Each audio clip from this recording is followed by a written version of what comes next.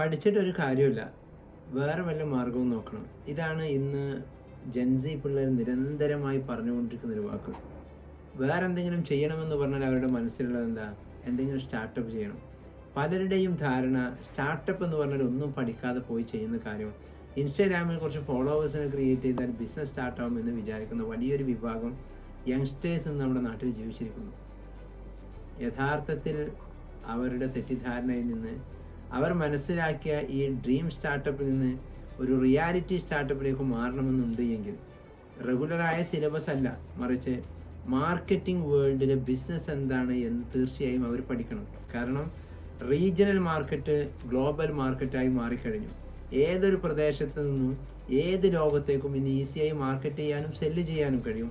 നമ്മൾ ഏതൊരു സെഗ്മെൻറ്റും ഏതൊരു സ്പേസും ഏതൊരു പ്രോഡക്റ്റും ഏതൊരു സർവീസും എങ്ങനെ മാർക്കറ്റ് ചെയ്യണമെന്ന് കൃത്യമായി പഠിച്ചെങ്കിൽ മാത്രമേ പഠനമല്ല അതിനപ്പുറമുള്ള ഒരു ലോകമാണ് എന്ന് ചിന്തിക്കുന്നവർക്ക് അതിനുള്ള ഒരവസരം ജീവിതത്തിൽ വന്നു കിട്ടും.